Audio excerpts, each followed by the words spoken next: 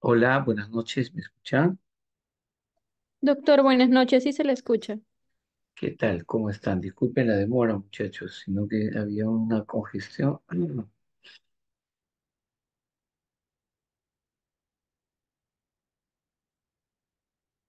A ver,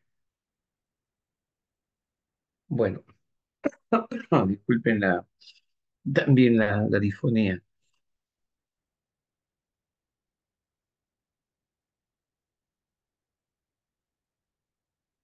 A ver, voy a compartir la presentación un momentito. Me avisan si se llega a ver. ¿Se está viendo? Sí, doctor. Y lo pongo en presentación, ¿se ve? Me avisan, por favor. Sí, doctor, sí se ve. Ok.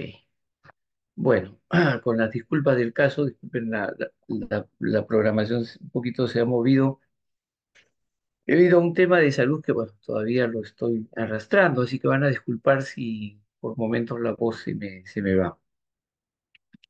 Vamos a ver en estos 45 minutos tumores productores de hormonas. Básicamente, los tumores más frecuentes, que son los prolactinomas y los tumores que producen la hormona de crecimiento.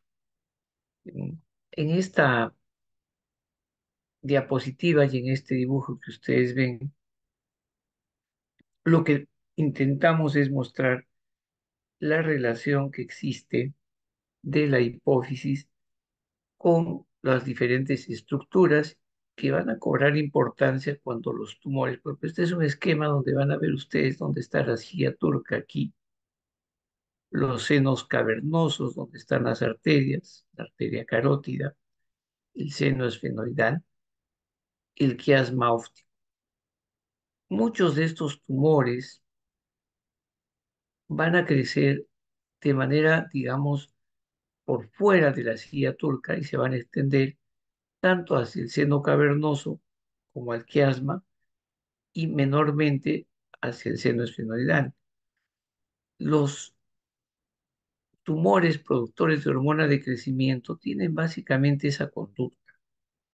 Por consiguiente, desde el momento que el tumor se presenta hasta que se diagnostican puede pasar muchos años, de tal manera que la tumoración no es fácil abordarla y muchas veces se tiene que optar ya no por tratamientos quirúrgicos, sino por tratamientos ya sea radioterapia o también tratamiento médico. Entonces, esta diapositiva lo que les muestra a ustedes es cómo está la hipófisis ubicada, cómo la neurohipófisis y la adenohipófisis se sitúan en relación a diversas estructuras como el quiasma, llámese también el cuerpo mamilar del hipotálamo y sobre todo la, digamos, presencia del quiasma óptico. Esto es importante porque estos tumores no solamente van a tener características clínicas desde el punto de vista de la hormona que producen, sino también van a haber características compresivas que van a poder objetivar a través de una anamnesis o un examen clínico, donde el paciente va a tener alteraciones de la vista por afección del quiasma óptico, o muchas veces estos tumores van a aplastar las otras células que producen diferentes hormonas en la adenohipófisis. Entonces podríamos tener un paciente que tiene acromegalia, pero adicionalmente puede tener hipopituitarismo. ¿Qué tan frecuentes son estos tumores en la hipófisis? La epidemiología nos muestra que el 10% de las neoplasias dentro del cerebro se deben a tumores hipofisiarios. Cuando se ha querido ver la prevalencia, se encontró que por lo menos uno de cada 1.000 personas en la población general padecen de estos tumores hipofisiarios. Generalmente, la mayoría, felizmente, de los tumores en la hipófisis son tumores benignos, y cuando se ha querido hacer la descripción anatomopatológica y también la transcripción genética, porque ahora se puede a través de la inmunohistoquímica determinar transcriptores genéticos, generalmente estos son monoclonales, es decir, de un grupo de células nada más. El inconveniente para que se presenten tumores malignos serían mutaciones no monoclonales, sino pluriclonales, de tal manera que felizmente, como les vuelvo a repetir, estos tumores generalmente son de carácter benigno.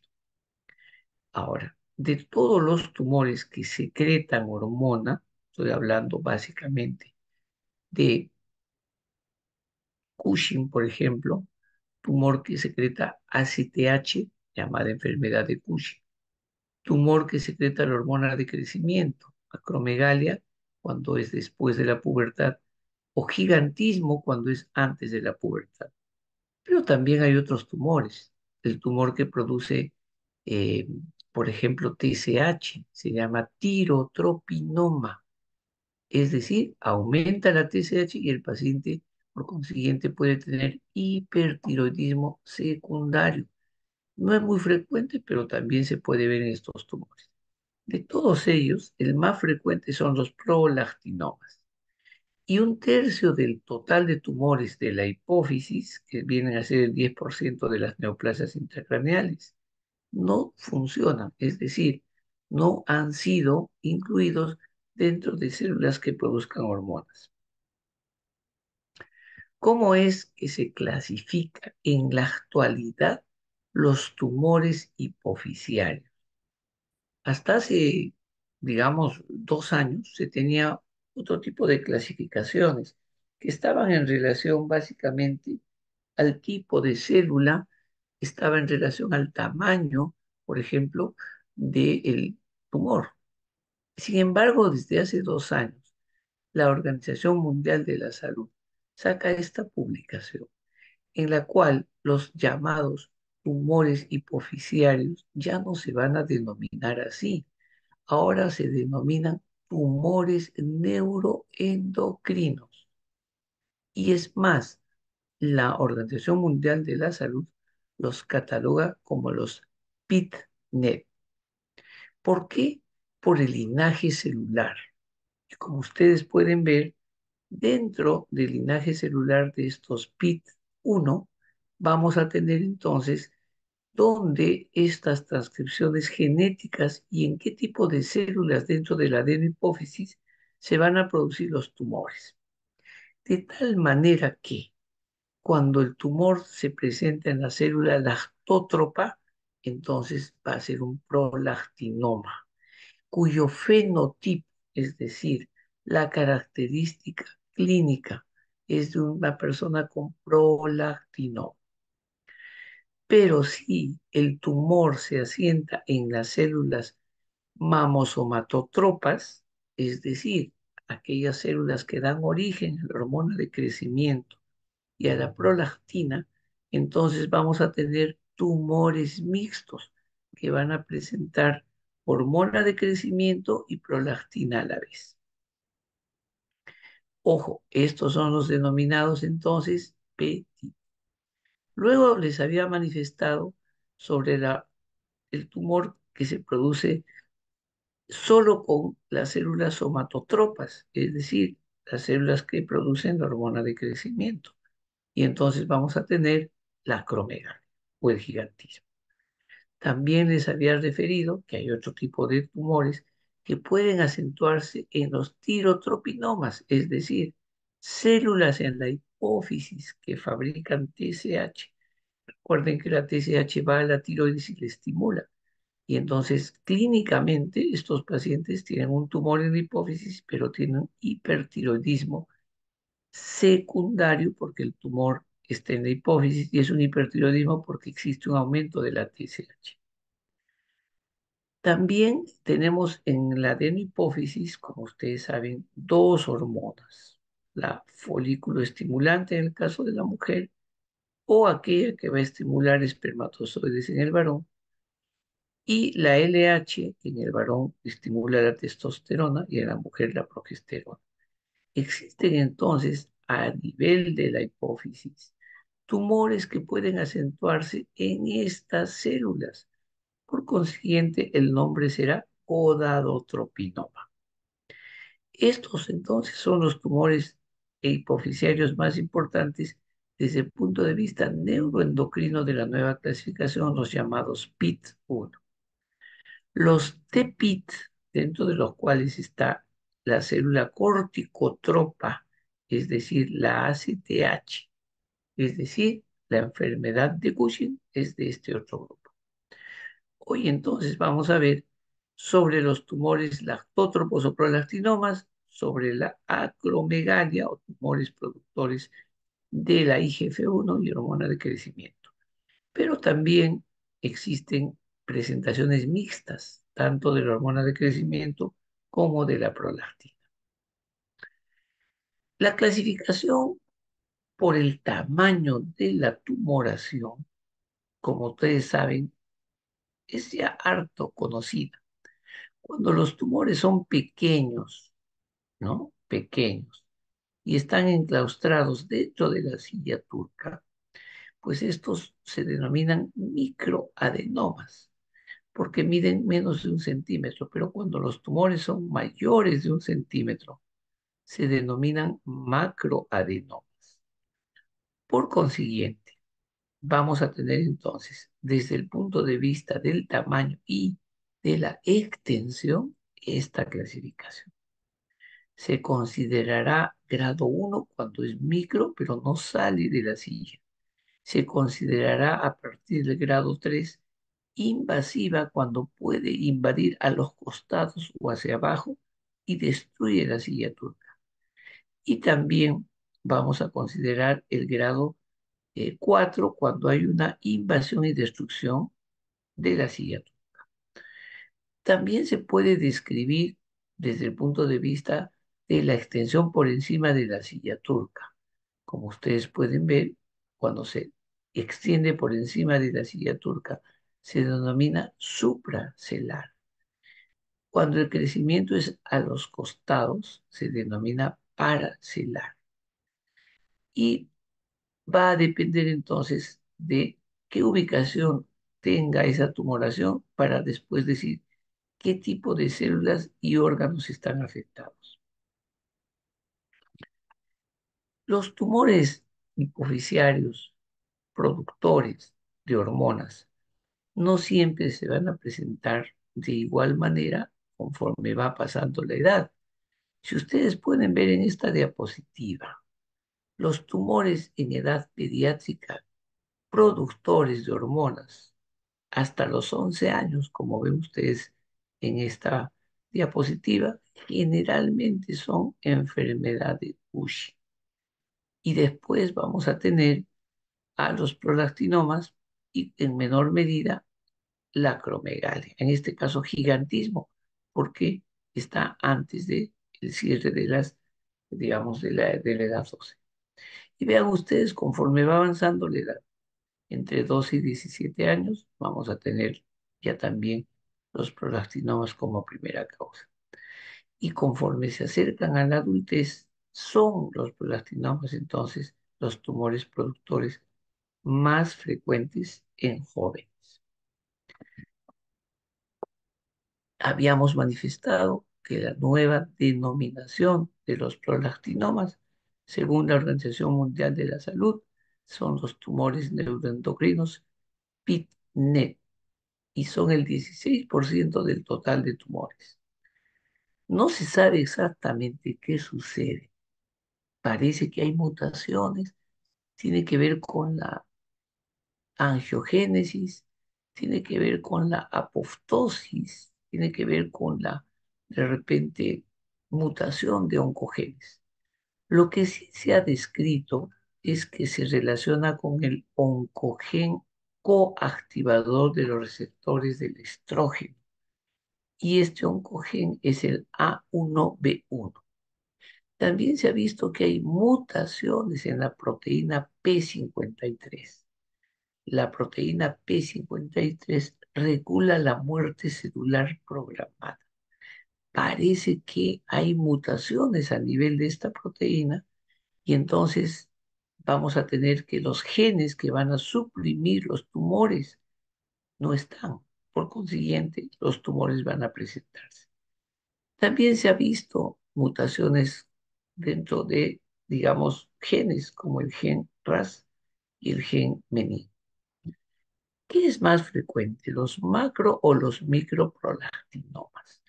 Cuando se hace una revisión epidemiológica de reportes, porque no hacemos estudios poblacionales, sino todos son de reportes, se ha encontrado que el 50% de los prolactinomas son pequeños. Cuando hicieron autopsias, se encontró en el 10% de estas autopsias la presencia de adenomas en la hipófisis. Ojo, que una autopsia es un hallazgo, ¿no? No, ya en una persona fallecida. Y de este 10%, el 40% correspondía a prolactina.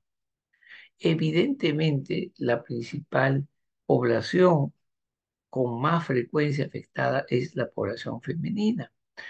Y obviamente el diagnóstico se hace mucho más en aquellas mujeres que se encuentran dentro de la edad, digamos, fértil.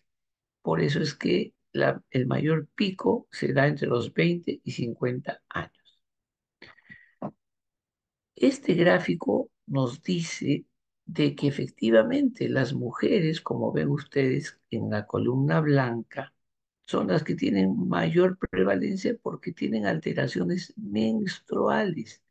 Y eso hace que la mujer vaya y consulte con el ginecólogo.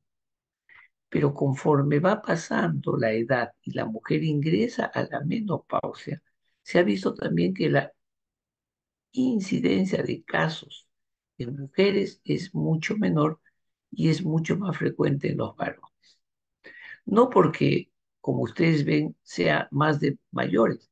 Lo que pasa es que muchas veces los varones, porque los síntomas de estos tumores tienen que ver con el funcionamiento sexual, los varones muchas veces no consultan o en realidad, pues por cuestiones, digamos, de tabú, no refieren y no manifiestan que pueden estar teniendo disfunción sexual. Cuando se hizo una revisión y retrospectiva, obviamente, y se preguntó a muchos de estos pacientes cuáles eran los síntomas o cambios visuales que estos tenían, muchos o muchas mujeres, como ven ustedes en esta publicación de la revista Nature, 39% mencionaban cefalea, a diferencia de los varones que no lo referían como síntoma. Y cuando se hizo esta revisión desde el punto de vista de la función sexual en el varón, en la revisión que les muestro, 100% de varones había manifestado que había una disminución de la libido. Galactorrea es otra característica, sobre todo más en mujeres, y está en relación al tamaño de la tumoración. Cambios visuales. Recuerden ustedes en la primera diapositiva, habíamos mostrado una imagen y habíamos visto dónde se encontraba la hipófisis y que si había alguna tumoración podía empujar y comprometer los campos visuales. Y entonces vamos a tener pacientes que van a tener hemianopsia, cuadratopsia, es decir, dependiendo dónde se encuentra ubicada la tumoración. Recuerden que el quiasma está hacia arriba y hacia adelante. ¿Qué caracteriza a las mujeres entonces la presencia de estos tumores? Básicamente caracteriza la menorrea primaria cuando ésta se presenta antes de la pubertad. Entonces, la pubertad se supone en teoría debería comenzar básicamente en a partir de los 8 años y la mujer ya a partir de los 11 años menstruar. Pero ocurre que cuando han visto ustedes el gráfico había un, había un, eh, una alteración en la menstruación, entonces las niñas no reglan. Y si no menstruan, eso se llama amenorrea primaria. Pero cuando la mujer que es afectada por estos tumores ya tuvo su primera menstruación, entonces van a ver que con mucha frecuencia tienen amenorrea secundaria, es decir, menstruaban normalmente y la menstruación se les retiró. Pero no solo eso, hay muchos casos en los cuales las mujeres que tienen alteraciones menstruales también tienen problemas de fertilidad.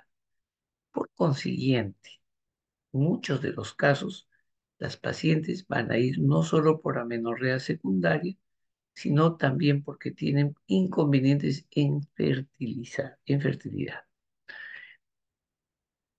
Tiene que ver a largo plazo si tiene una paciente un tumor hipoficiario de prolactina, afección de su estado general. Sí, hemos tenido casos en los cuales, por ejemplo, pacientes que han tenido problemas de prolactina 15, 20 años, llegan a tener osteoporosis, porque recuerden, si la mujer no regla normalmente y no presenta una osteoporosis senil natural, el hecho de no menstruar y el aumento de la prolactina lleva a un hipoestrogenismo y a una osteoporosis. Y muchas veces recuerden que son mujeres jóvenes, pueden comenzar con fracturas de cadera o de radio. Dentro de las características clínicas también, estos tumores pueden presentar galactorrea. ¿Qué es la galactorrea? Presencia, obviamente, de secreción por la mama y que la mujer no está pues en embarazo, ni siquiera está ya, digamos, presta a dar a luz. ¿Todas las pacientes tienen galactorrea? No. El 70% de ellas pueden presentar galactorrea, pero hay un 30% que no. ¿Y de qué depende? Básicamente del nivel de prolactina. Normalmente la prolactina está dada en nanogramos por decilitro actualmente y los valores son de 18.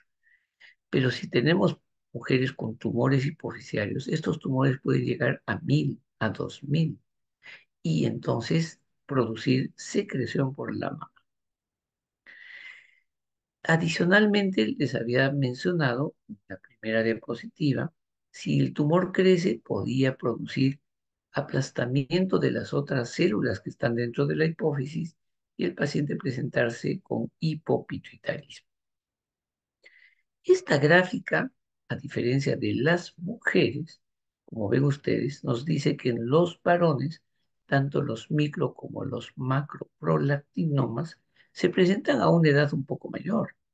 En esta revisión, microprolactinomas 12 pacientes, macroprolactinomas 34 pacientes. Vean ustedes la edad promedio, 49 años versus 46. Pero también nos dice que se presentó un joven con microprolactinoma de 16 años y en ambos casos la edad mayor fue de 72 y 74. Y obviamente el 78% de los pacientes refirieron que tenían líbido disminuido. Impotencia, como ven, casi el 100% era de los microprolactinomas, referían impotencia, y 80% de los macroprolactinomas. Recuerden que la cefalea era más frecuente de mujeres. En el caso de los varones, el grupo de los microprolactinomas no lo refirieron. En el caso de los varones, 74%. Y básicamente, ¿por qué? Porque en los varones se ha visto que los tumores son macro, no son micro. Por consiguiente, en los varones, si son macro, vamos a tener anormalidades en el campo visual. La extensión, recuerden que habíamos dicho, si se va por encima, por debajo, a los costados, eh, se denomina supra, infra, paracelar. Y es obvio que al aumentar la prolactina, lo que baja es la testosterona. Y la deficiencia de testosterona, es decir, por debajo de 30 nanogramos, se presentó, miren, en los macroprolactinomas en el 93% de los pacientes y 74% en el caso de los microprolactinomas. Y ahí está el valor, miren, microprolactinoma, el punto medio, 99. Y en los macro, miren, 67.900. Una barbaridad. Si lo normal es hasta 24. ¿Cómo participa la prolactina alterando la función sexual y reproductiva en el varón para tener disminución de líbido y alteración en su fertilidad? Como ven ustedes, estimula los receptores LH y actúa entonces sobre las células de Leydig, las células germinales, la próstata y las vías deferentes. Y esto tiende entonces a alterar su función sexual y reproductiva. Esta diapositiva nos pregunta, ¿solamente los tumores como los prolactinomas del que estamos hablando hoy son las únicas causas de aumento de prolactina? Como ven ustedes en la diapositiva, no. Por consiguiente, cuando ustedes tengan un paciente que viene con sospecha de hiperprolactinemia, tenemos que preguntar y hacer un descarte de todas estas situaciones que están viendo ustedes en la diapositiva. Miren, un paciente que tiene insuficiencia renal en diálisis puede subir la prolactina.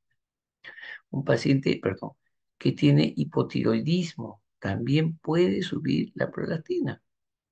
Paciente que tiene enfermedad de Addison, falta de cortisol, también puede subir la prolactina. Mujeres con síndrome de ovario poliquístico, mujeres que toman medicamentos antipsicóticos, antieméticos, antihipertensivos. Una causa fisiológica de aumento de prolactina y galactorea es la gestación y también la lactancia. Desde el punto de vista de estas imágenes que les quiero mostrar, van a ustedes a ver que, por ejemplo, aquí, vamos a mover esto para acá. Aquí tenemos un microadenoma hipofisiario.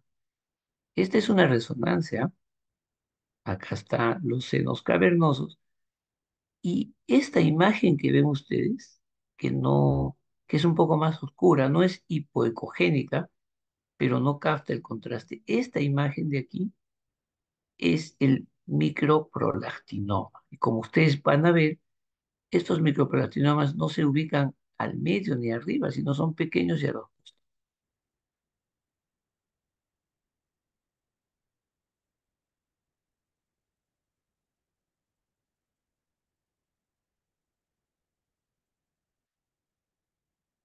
Este es un prolactinoma típico, este es un prolactinoma quístico, porque tiene líquido adentro, y este es un microadenoma productor de LH. Mira, casi no se diferencia. Pero, ¿dónde estaba la diferencia? Que la LH en este paciente estaba elevado, su prolactina normal. Ahora, esta diapositiva, como van a ver ustedes, acá están los tumores que producen prolactina. Todo lo que ven acá, esta masa es un macroprolactinoma. Miren, y por el tamaño, tiene prolactina más de 300. Los pacientes llegan a tener 1000, 2000, 3000. Y aquí la prolactina en 200 con un microprolactinoma. Pero ojo, hay tumores que no producen prolactina, son los no productores cuando aplastan el quiasma y también la neurohipófisis. La prolactina sube un poquito, si lo normal es 18, miren, llega a 40, es casi normal. Muy bien, ¿qué hacemos? ¿Cómo tratamos a los pacientes que tienen estos tumores? El tratamiento de los pacientes que tienen tumores productores de prolactina es un tratamiento médico, no es un tratamiento quirúrgico de elección. Para eso usamos los denominados agonistas dopaminérgicos, como ven en la diapositiva. Estos agonistas que se llaman este, eh, agonistas de la dopamina, como la bromocriptina, cabergolina, pergolide, quinagolide, van a tener un mecanismo de acción ante los tumores. Y este mecanismo de acción lo que hace es atacar a las células productoras de prolactina, que se llaman lactótropos. ¿Dónde los atacan? En su retículo endoplasmático, es decir, les producen muerte celular. A esto se denomina efecto citoácido. Y por consiguiente, estos tumores que han crecido y que producen la hormona y también el tamaño, reduce su número de tamaño. Por eso el mecanismo de acción y el tratamiento de elección es médico. De primera elección, la denominada cabergolina. Esta cabergolina es eficaz. Miren, ¿cuál es la dosis en los pacientes que tienen microprolactinomas? Siempre se comienza por la dosis más baja. Las pastillas vienen de 0,5 miligramos y se pueden ir poco a poco titulando y se ha visto que la dosis máxima es 2 miligramos por semana.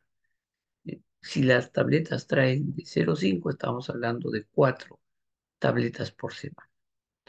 Cuando son macroadenomas, la dosis se va titulando e incluso se pueden dar hasta 3,5 miligramos semanales. Estamos hablando de 7 pastillas por semana. Lo bueno, como ven ustedes, es que normalice el valor de la prolactina cuando son microadenomas hasta un 95%.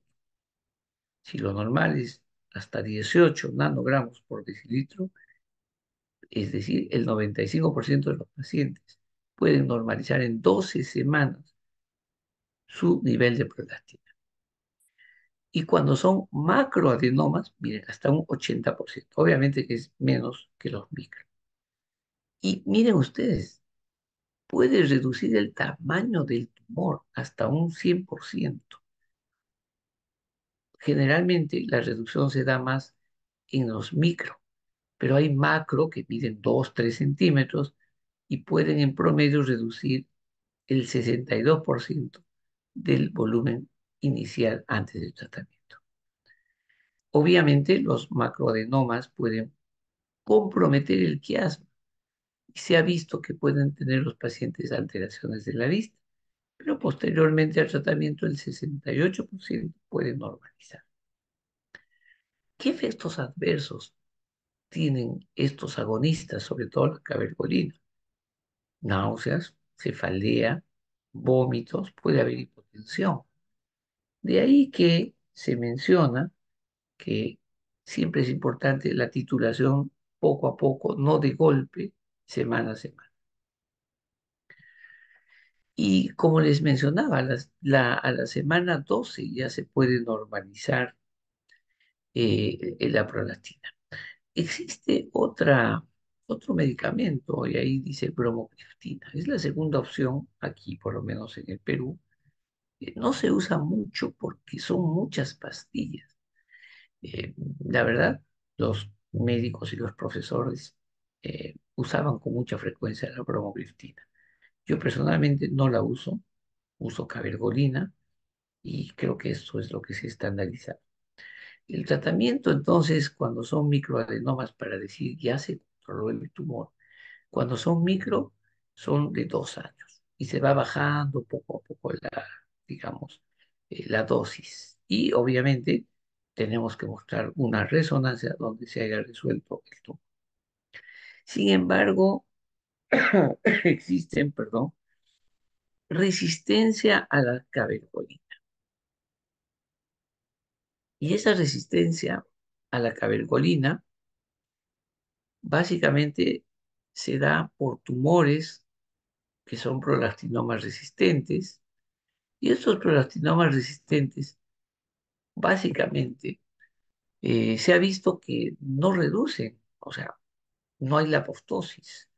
Y cuando hablamos de resistencia, cuando se está dando, por ejemplo, bromogliftina, 15 miligramos, las pastillas vienen de 0,6, ¿ah? Si doy 15 miligramos, imagínense, son como 10 o 20 pastillas al día que tienen que tomar.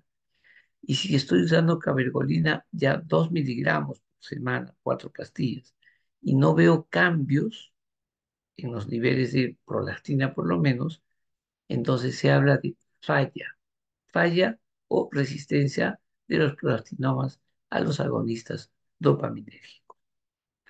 Es raro en los micros, en los macros sí es muy frecuente, en varones y con tumores invasivos. Cuando pasa esto, hay otras opciones, ¿ah? Terapéuticas. Obviamente tenemos cirugía, tenemos radioterapia y existen otros tipos de fármacos que se usan, como por ejemplo el temozolomide o la lapatinib, que son medicamentos monoclonales que se utilizan para tratamientos oncológicos. Se ha visto que estas podrían ser alternativas.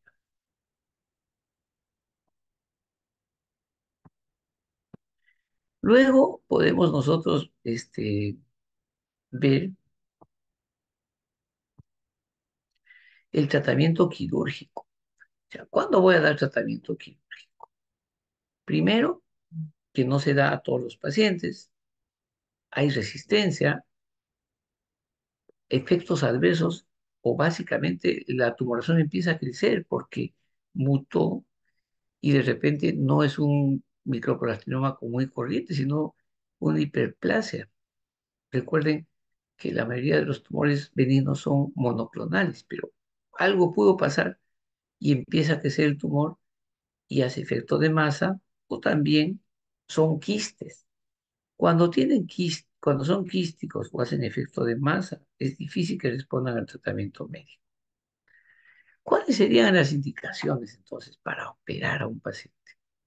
Primero, que haga resistencia a los agonistas, que haya intolerancia o elección del paciente. Esa es la tercera indicación.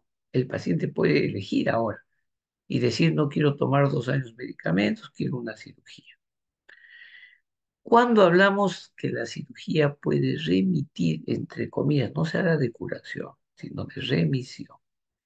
En general, 74%.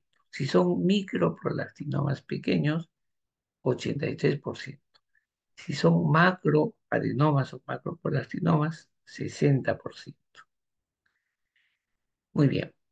Cuando damos radioterapia, cuando no cede al tratamiento médico quirúrgico y sospechamos que es un carcinoma con hormona prolactina producida. La mayoría de las radioterapias convencionales, 31%, 84%, remiten, es decir, cesan su producción. Lo que se usa ahora es la radioterapia estereotáxica, que es mejor y es dirigida fundamentalmente a donde está la lesión. ¿Qué efectos adversos hay cuando se hace una radioterapia? Obviamente la radiación no va a ser solamente a una célula, va a ser a otras células, donde muchas veces están las otras hormonas, es decir, están las hormonas que producen TSH, la ACTH, etcétera, etcétera. Muy bien, esa es la primera parte. No sé si hasta acá tienen alguna pregunta en relación a esta primera parte de los tumores productores de prolactina.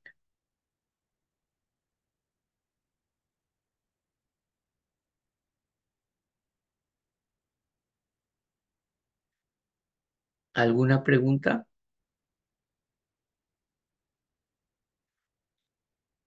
¿Ninguna? Ok. Voy entonces a proyectar la segunda parte, que son los tumores productores de hormona de crecimiento. No se han dormido, ¿no? No, no, ¿Segura? doctor. No, Doctor, a ver, ¿hasta cuándo tratamos? Disculpe, con respecto al tema anterior, ¿hasta cuándo se trata los tumores? en teoría, si son microadenomas, en 2 años debería resolverse, pero a veces el tratamiento es de por vida, a veces. Esa era la pregunta, ¿no? Nosotros tenemos pacientes que estamos tratando 15, 20 años y recuerden que son pacientes jóvenes que buscan embarazo. Entonces, muchas de las pacientes tienen 28 y cuando ya se embarazan, porque esa sería otra pregunta, ¿no? ¿Qué pasa con el tratamiento en el embarazo? En el embarazo, sigo dando agonistas dopaminérgicos. ¿Qué pasa con la prolactina, con una mujer que se embarazó? Obviamente, recuerden que cuando se embaraza una paciente, entonces la prolactina fisiológicamente va a subir y muchas veces, entonces, no siempre debemos de repente utilizar esta medicación, porque es obvio que un marcador de embarazo es la prolactina. Entonces, muchas veces hemos visto, ¿no? Que puede haber embarazo. Cuando pasa esto, hay que suspender los agonistas cuando empieza el embarazo. Y obviamente, en algún momento se vio también la necesidad, por ejemplo, de no tratar porque ya están en el embarazo. Se hace un campo visual, se evalúa a la paciente para que el tumor no crezca, porque obvio que va a crecer, ¿no? Eh, pero por eso se planifica. Paciente con estos tumores que se va a embarazar, se planifica.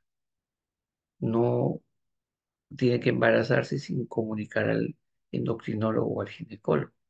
Sí, hemos tenido pacientes con tumores que se han embarazado, se ha hecho un plan de trabajo, se ha suspendido la agonista de la cabergolina, se ha hecho antes del embarazo una resonancia para ver que el tamaño del tumor no esté creciendo, se le ha dosado hormonas eh, de la hipófisis para que no haga hipopituitarismo. Pero como la mayoría son microadenomas, a veces estos remiten en ese lapso de tiempo. No sé si respondo a tu pregunta. Gracias, doctor. Sí.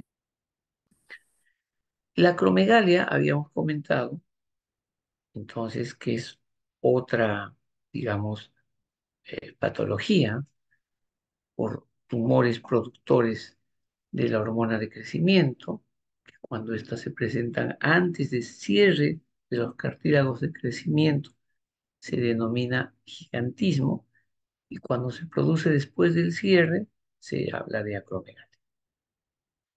Es rara, ¿no? Entonces, la estadística en nuestro servicio, por lo menos, nos dice que hay unos 40 pacientes al año en el Hospital 2 de Mayo.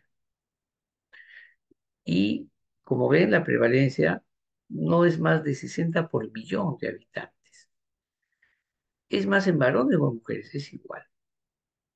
Y la mayor cantidad está en edad joven, entre 30 y 50. La mayoría, lamentablemente, son grandes los tumores, son macroadenomas. Y el 30% son mixtos, quiere decir que se asocian a prolactina. Un ratito van a disculpar, pero tengo dificultades con la batería de la computadora. Deme un minuto.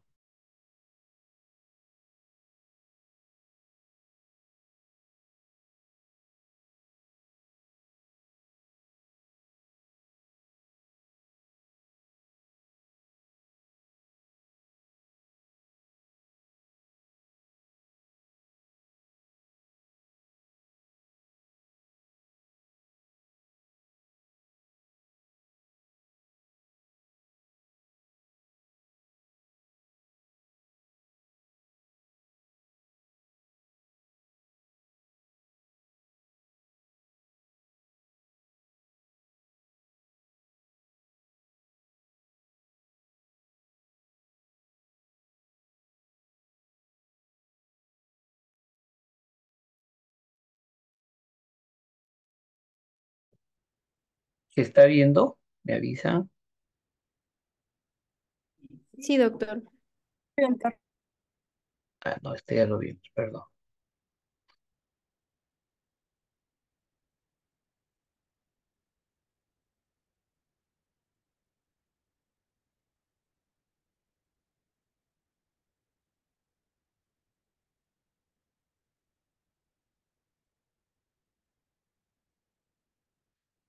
Minuto.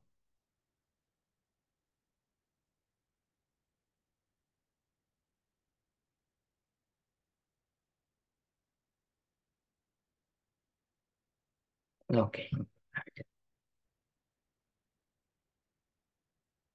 listo. En el Perú, miren, ha habido estudios en Arequipa, este doctor Butrón encontró en los años 90 que había más incidencia en las personas que venían de altura. El doctor Ticona encontró en el Revaliati 28 casos por año, 6 casos, casi lo que yo les comento. Y en el 2 de mayo, pues tenemos 45 casos, siendo los macroadenomas los más predominantes. ¿Por qué es importante diagnosticar? ¿No? Porque, bueno, uno puede decir, bueno, tiene su tumor, pero y, pues, el tumor hipoficiario disminuye la expectativa de vida, miren, entre 5 a 10 años de la persona que lo padece. Y si quiero comparar la tasa de mortalidad versus una persona no enferma, es casi 5 veces más. Y la mayoría de las complicaciones de los pacientes son cardiovasculares. Entonces, hay una publicación donde se hace un seguimiento después de 20 años de los pacientes con acromegalia, cómo la calidad de vida de estos se encuentra alterada. ¿Cuáles son las causas? En realidad, hay muchos genes. La teoría dice, si el tumor está aquí, somatotropo, entonces hormona de crecimiento, acromegalia. Es monoclonal, como les dije, pero si hay una segunda mutación, entonces ya se convierte en cáncer. Entonces, ¿de qué hablamos? Lesiones en cromosomas, activación de oncogenes. Se supone que hay genes que suprimen a los genes malos, estos genes supresores desaparecen, y esa es la teoría. Desde el punto de vista de dónde se encuentra el tumor, obviamente está aquí, esta es la silla turca, aquí ven ustedes la hormona de crecimiento. La hormona de crecimiento no actúa sola, sino actúa con la somatomedina C, que se llama también factor parecido a la insulina tipo 1 o IGF-1. Por eso es que para el diagnóstico, más que dosar esta, dosamos esta. Entonces, la mayoría de los tumores que producen, perdón, la mayoría de los tumores que se producen son tumores pues que están en la hipófisis. Pero miren, puede haber un tumor fuera de la hipófisis que produce hormona de crecimiento. Y entonces estas son tumores extrapituitarios. No estoy hablando de esto, por si acaso. La clase netamente es hablar de esto. Porque cuando yo encuentro otros tumores que producen hormonas de crecimiento, el tratamiento es quirúrgico, hay que operar y buscar estos tumores. ¿De acuerdo? Entonces estamos hablando de esto. Generalmente las células donde se producen son granuladas y densas. Entonces son tumores PIT1, neuroendocrinos, recuerden.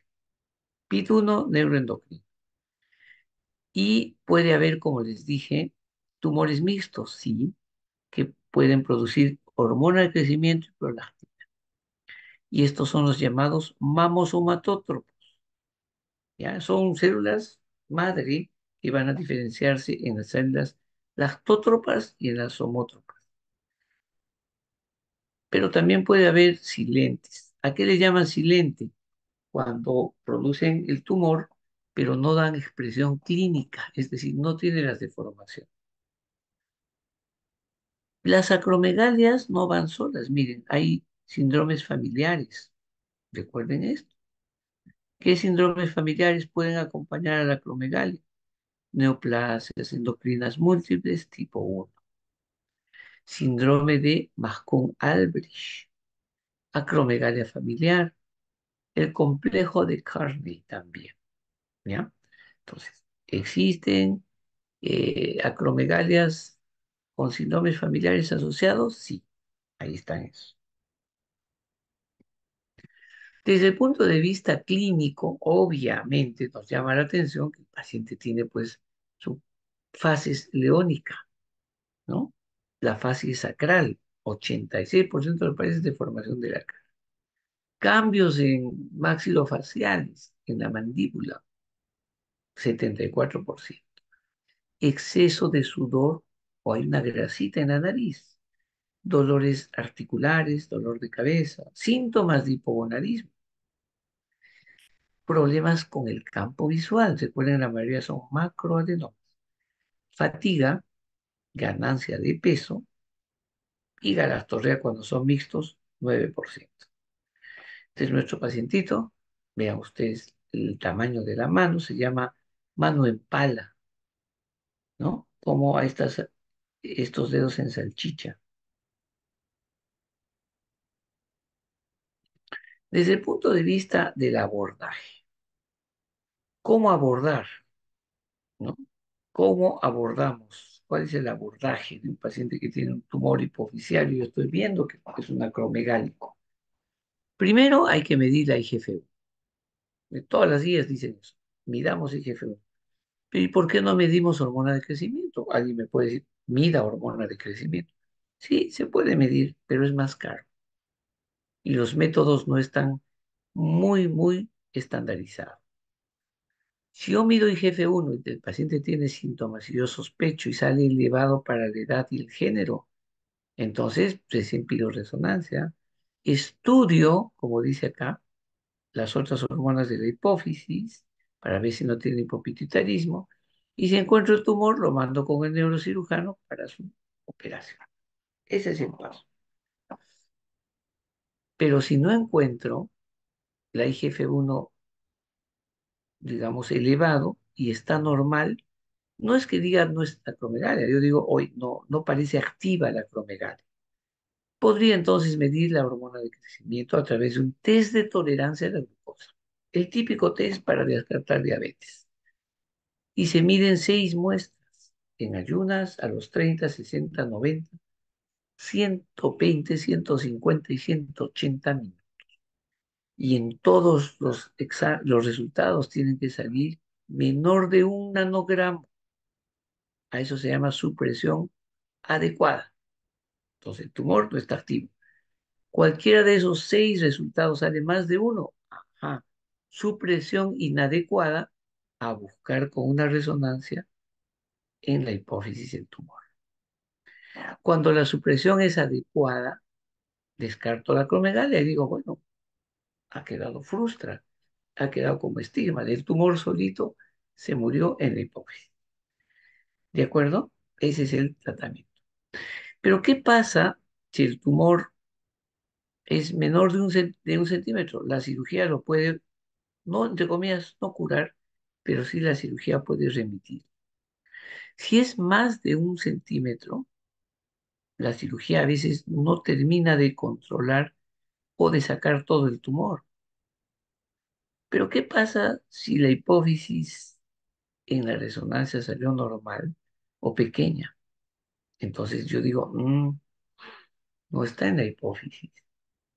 ¿Dónde puede estar ese tumor? Recuerden que habíamos estado pensando que ese tumor podía estar en otra zona, fuera de la hipófisis.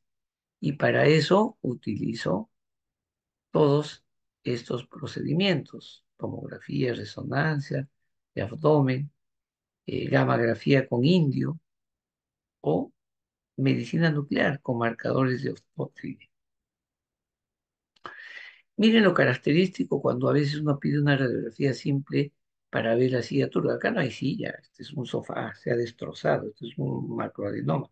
Miren cómo se ensancha y se agranda los senos paranasales y frontales y la calota cómo se engruesa.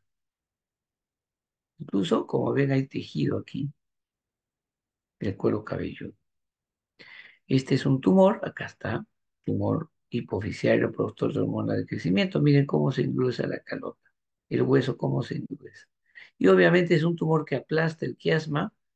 Este paciente va a tener probablemente mianopsia, entonces, pero además tiene hipopituitarismo. Entonces, ¿cuáles son los objetivos? Ya he encontrado a mi paciente, ya he encontrado el tumor, pues el primer objetivo es sacarla el tumor, tratar la masa. ¿Cómo se hace? Con cirugía. Y al hacer eso, va a disminuir la secreción de hormona de crecimiento de IGF-1. Voy a prevenir las secuelas clínicas del tumor. ¿Qué pasa si no se opera? Bueno, el paciente va a volverse hipertenso, diabético, riesgo cardiovascular mayor, va a mover ácido úrico, hay riesgo de que pueda aparecer tumoraciones en el colon, en la tiroides, es decir, tiene múltiples problemas, va a tener apnea del sueño, problemas respiratorios, fuera de hipertensión, el corazón crece de tamaño, riesgo a infarto, etcétera, etcétera, etcétera. Entonces, tratamiento de elección, tratamiento quirúrgico. Y este es un esquema muy bonito, no es último, el último es de la guía del 2021, pero me interesa porque es bien, bien demostrativo. Uno, cirugía transesfenoidal, entra por la nariz, se saca el tumor, yo digo, le pido IGF-1, le hago un test de tolerancia donde está menos de uno, y muy bien, lo remito al paciente, que lo ve el endocrino, que le vaya chequeando, y este paciente probablemente ahí quedó. Pero a veces los tumores son grandes, no se puede operar y sigue el tumor. Entonces viene medicamentos, análogos de la somatostatina. Puedo dar agonistas dopaminérgicos como la cabergolina, pero también puedo dar medicamentos que van a competir al receptor de la hormona de crecimiento. Y entonces el tratamiento médico es ese. La cirugía transesfenoidal, ingresan por la nariz, rompen el seno esfenoidal, sacan el tubo.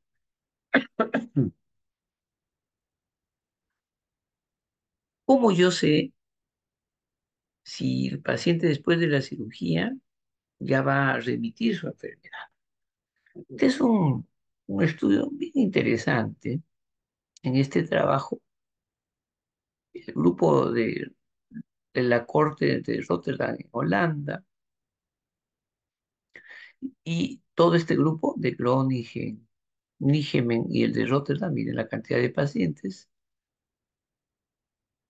282, la mayoría obviamente mujeres, 54%, la edad de diagnóstico, la edad de la cirugía, cuánto tiempo se demoraron en el diagnóstico, 8 años en promedio, seguimiento después de la cirugía, 7 años, la mayoría macroadenoma. Miren el tumor casi 1,5 cm. Recuerden, invasión del seno cavernoso. Ese es el famoso Kenos. Kenos es una tabla donde nos dice si están invadiendo el seno cavernoso. Son gráficos. Y se utiliza cuando se ve la resonancia. ¿Cuánto era la IGF-1 por encima del rango normal? Un test de tolerancia para ver que no haya una remisión y la hormona de crecimiento, en teoría, en ayunas. Ahí están los diferentes grupos. Muy bien, entonces, primero, se menciona que si la hormona de crecimiento después de la cirugía en ayunas está por debajo de 2,5, ya podríamos decir que ha remitido. No se habla de curación, remisión. Cuando el tumor, después de un test de tolerancia, está menos de 1 nanogramo, también digo que ha remitido. Y cuando le pido una IGF-1 y está normal para la edad y el género. Muy bien. Entonces, ese es el estudio, miren. Tratamiento médico en los grupos agonistas dopaminérgicos,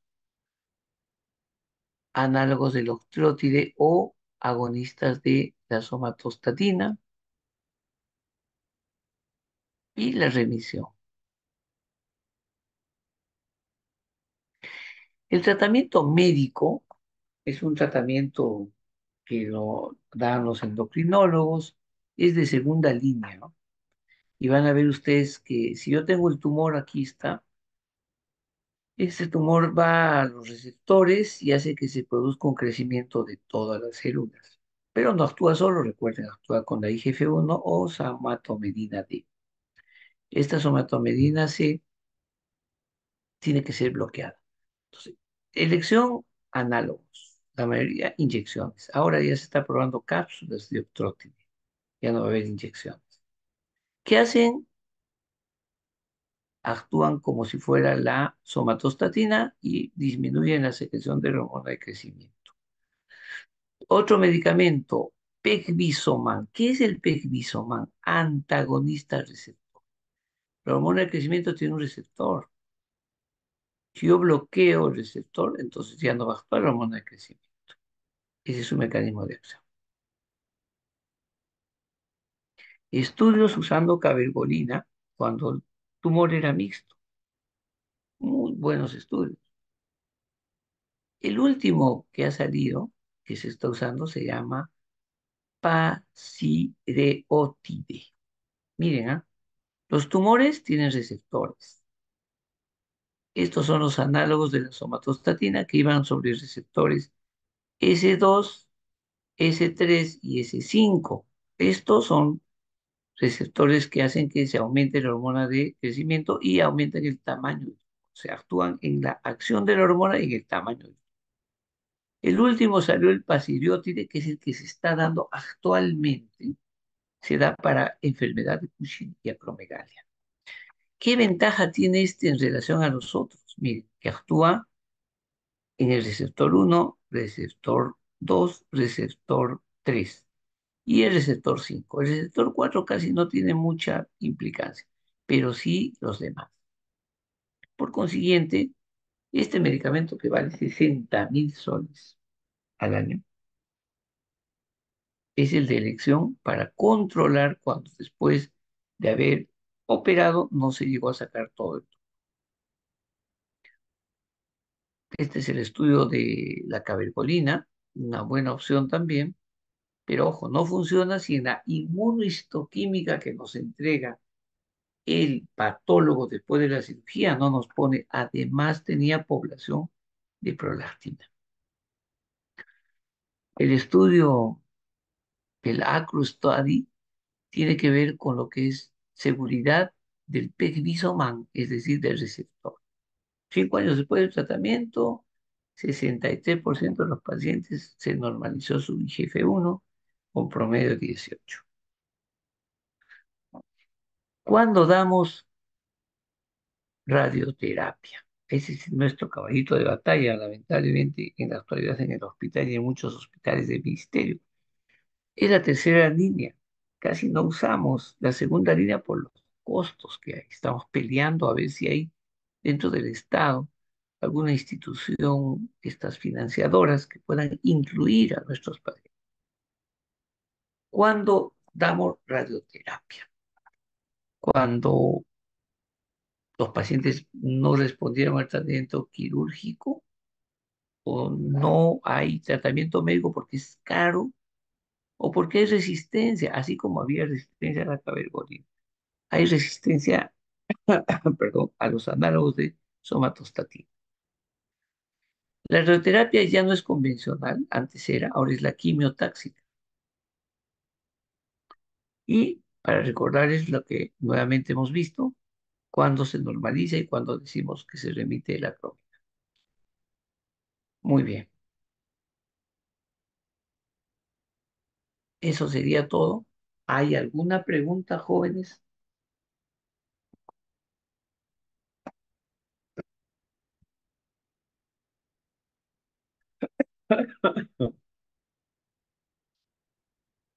Bueno, si no la hubiera, Agradezco su atención con las disculpas del caso. Disculpen la voz todavía, la tengo un poco dañada. Bien, gracias por la atención. Gracias, doctor. Gracias, Gracias. doctor. Gracias, Buenas noches. doctor. Gracias, Gracias, doctor. Bien, estudien muchachos. Muy buenas noches.